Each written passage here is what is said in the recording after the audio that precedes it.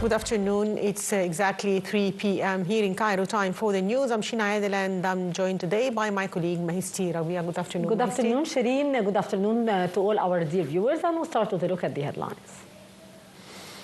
Tens of thousands of Palestinians finally began to return to northern part of Gaza Strip on Monday under the ceasefire agreement that entered into force on January 19th and halted the 15-month Israeli war of aggression across the Strip. Israeli occupation forces on Sunday halted the scheduled return of Palestinians to this part of the territory through the Netzarim corridor it occupies to cut off the north from the rest of the territory over a standoff with Hamas. However, mediators resolved the dispute overnight and an agreement was reached to remove the Israeli fresh obstacle under which more hostage releases will take place on Thursday. Palestinians who have been sheltering from Israeli bombardment in tent camps and schools turned shelters for over a year are eager to return to their homes, even knowing that they have likely been damaged or destroyed.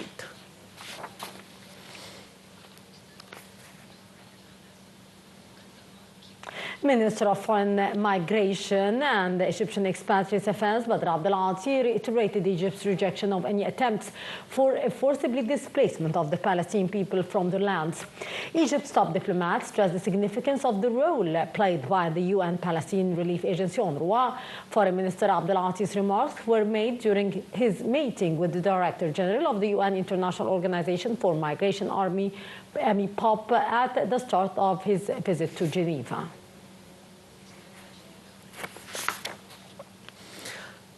And Egypt strongly rejected any forced displacement of Palestinian civilians outside their land. In a statement on Sunday, the Foreign Ministry expressed Egypt's continued support for the steadfastness of the Palestinian people for their land. The statement added that Egypt rejected any infringement on Palestinian inalienable rights, whether by Israeli settlement or annexation of land or by the depopulation of that land of its people through displacement, encouraged transfer of the uprooting of Palestinians from the land, whether temporarily or long-term.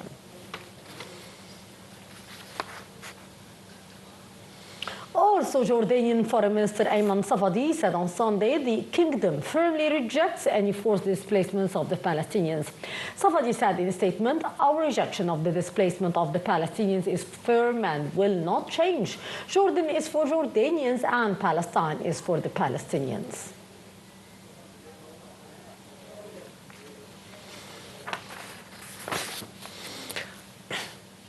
And the UN Agency for Palestinian Refugees said that if Israel carries out its threat to close its East Jerusalem headquarters on Thursday, the outside effects will be felt actually and immediately by tens of thousands of Palestinians. The agency, known as UNRWA, runs 12 facilities that provide critical public services across East Jerusalem, including schools enrolling at least 1,200 children and free clinics serving over 70,000 people. Juliet Thomas, spokesman for UNRWA, said the potential closure would make conditions harsher for tens of thousands of Palestinians. She added the closure of UNRWA schools would raise all sorts of problems, given that there are already too few classrooms in the overcrowded Palestinian areas of East Jerusalem.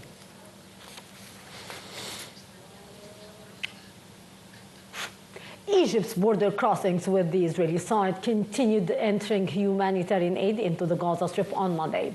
Tens of trucks are entering the Strip daily through the two Auja and Karam Abu Salim crossing points amid coordination between the Egyptian and Palestinian Red Crescents by the virtue of the ceasefire agreement that began on Sunday, Jan 19th. And Lebanon said on Monday it would extend the ceasefire deal with Israel until mid-February, even though the Israeli military failed to meet a deadline to withdraw its troops and kill 22 people in the south of the country.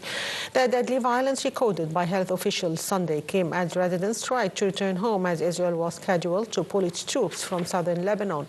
Lebanon's health ministry said on Sunday that Israeli forces opened fire on citizens who were trying to return to their villages that are still under occupation. It said 22 people, including 6 women and a soldier, were killed, 124 more wounded. The Lebanese army also announced the soldier's death and said that another had been wounded. 1 And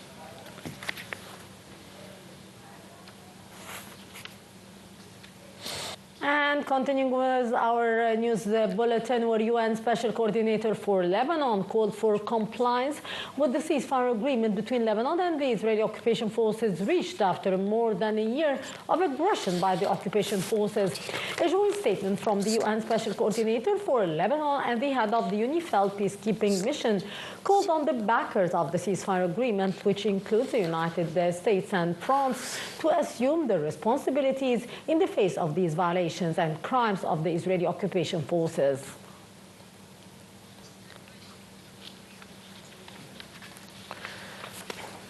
Some European Union sanctions against Syria are being lifted, France's foreign minister said on Monday, as part of broader EU move to help stabilize Damascus after the ousting of President Bashar al-Assad in December. EU foreign ministers were discussing the matter at a meeting in Brussels on Monday, with the bloc's foreign policy chief, Kaja Kallas, having told reporters that she was hopeful an agreement on easing the sanctions could be reached. French Foreign Minister Jean-Noël Barrot said on arrival at the EU meeting in Brussels that regarding Syria, they are going to decide to suspend certain sanctions that had applied to energy and transport sectors and to financial institutions that were key to the financial stabilization of the country. He added that France would also propose slapping sanctions on Iranian officials responsible for the detention of French citizens in Iran.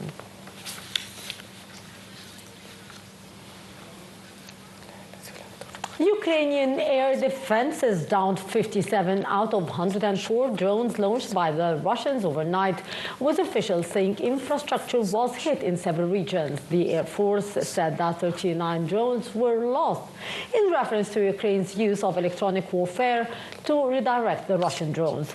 The military said that the Dnipropetrovsk, Samy, Ivano, Frankivsk and the Kiev regions were affected by the attack. Governor of Sumy and Ivano, Frankivsk and the Dnipropetrovsk region confirmed that drones hit critical infrastructure but gave no further details.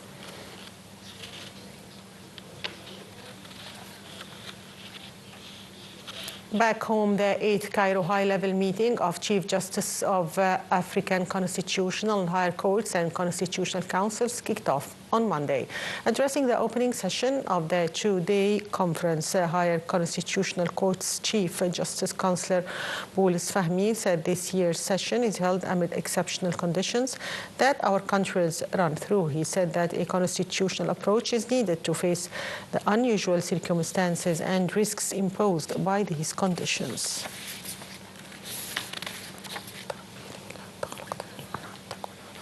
Minister of Defense and Military Production Abdelmegid Saqr said that the armed forces are capable of protecting the nation. In light of the current challenges witnessed in the region, the Defense Minister's remarks were made as he inspected the Red Sea Naval Base, where he observed practical and training activities highlighting the naval forces' high combat efficiency.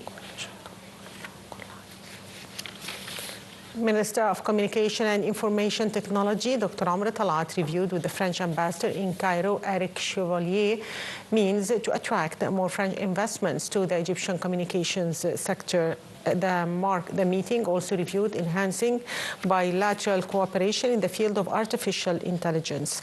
Dr. Amr Talat expressed keen interest to create an appropriate atmosphere to encourage international communication giants to expand their investments in Egypt.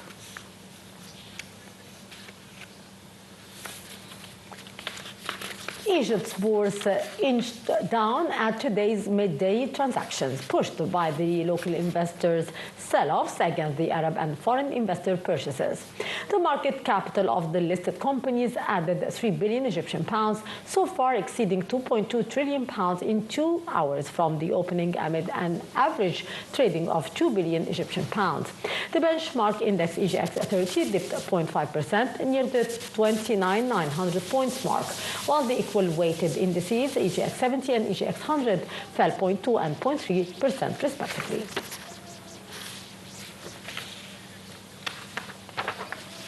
Well, dear viewers, that's all for the news. I'm Shina Adel, and I'd like to thank my colleague Mahis Rabia. Thank you, Mahis. Thank you so much, Shireen. Thank you so much, our dear viewers, and stay tuned always for more news.